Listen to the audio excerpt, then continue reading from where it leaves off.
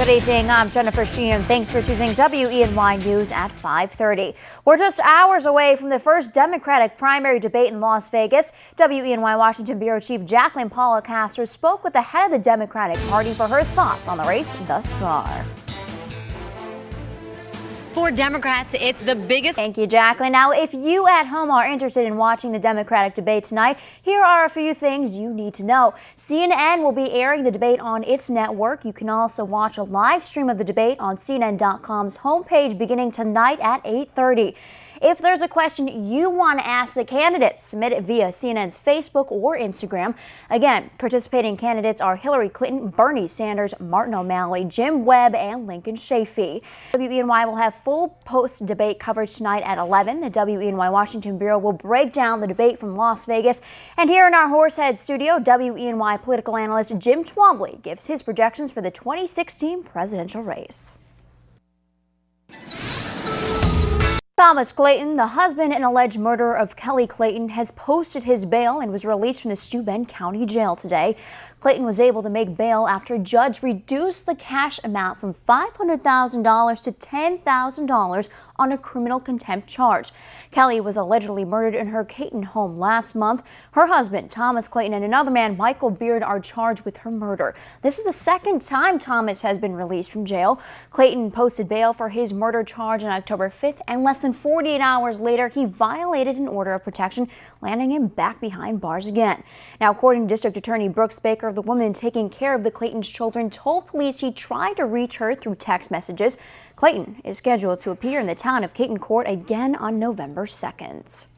For Social Security recipients, it's looking like they won't receive an increase in benefits in 2016 and could have to pay more for health insurance. WY's Samantha Potter talked with the Schuyler County Office of the Aging to find out what this means for those receiving Social Security benefits and how Medicare could also be affected. Earlier this year in August, the Steuben County Office of Emergency Management was awarded a grant to help upgrade systems, equipment, and much more. WY's Isabel Garcia explains how the grant will benefit those living in Steuben County and even neighboring areas. A local business is hoping to set an example to the community by lending a hand in their own backyard. Copy Express, an equipment source on Water Street, is partnering with the Chemung River Friends to help protect the Chemung River, of course. Copy Express has already begun cleaning up and protecting the river. The company hopes to set an example for other businesses along the riverside. They are also donating signs and materials to the nonprofit. For the last 20 or 30 years, the community, especially downtown, literally turned their back on the river.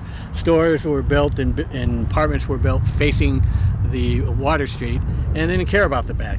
That's all changed. They've realized, wow, this is a great, beautiful river flowing through our backyards. Let's use it. We brought some of our employees, and we had a nice team-building exercise, cleaning up the river, seeing the river from a different angle that we normally would never see it. Both Copy Express and the Chemung River Friends hope their partnership will inspire other local businesses to get involved in the community. And United Way of the Southern Tier is teaming up with Wegmans for a point-of-sale campaign. When you check out at the register, you will have an opportunity to give a set amount or round up your total on your purchase. Local stores participating in our area are in Elmira, Corning, and Hornell. The campaign starts this Saturday and runs through November 7th. Currently, the United Way of the Southern Tier is the largest non-governmental provider of funding for local health and human service programs.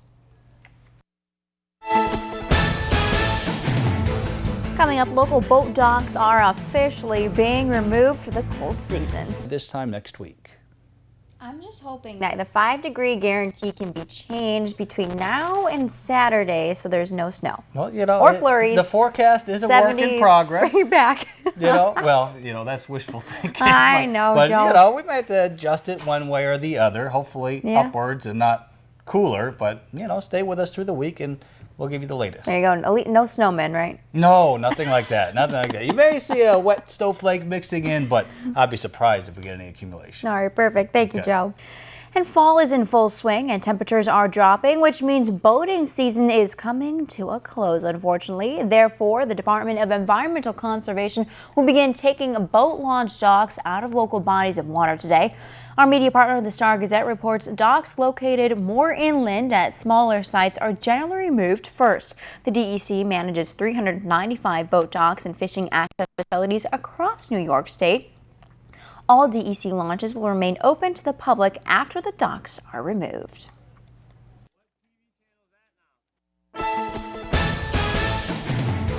Coming up, the Pennsylvania budget is still not passed. That's right. The holdup is causing major problems across the state, but the governor says an end to the stall is not in sight yet, unfortunately. But welcome back. Pennsylvania's government has been in a partial shutdown for more than 100 days now, and there's still no sign of a budget agreement, believe it or not. Governor Tom Wolf says he won't cave on his demand that lawmakers agree on measures to wipe out the state government's long-term deficit. He says the deficit has plunged the state's credit rating into the bottom ranks of the entire country. Wolf maintains that a refusal to fix the deficit now will mean cuts next year in aid to education and human services. Meanwhile, the Republican-controlled legislature resists Wolf's request for a multi-billion-dollar tax increase. Coming up, Elmira clinching their third straight Section 4 Division I football title, plus the Express securing a huge advantage come postseason. Those details right after the break, because sports is next. All right, wonderful. Thank you so much. Everybody have a wonderful evening. Stay tuned for WENY News at 6 o'clock. I'll see you tomorrow night.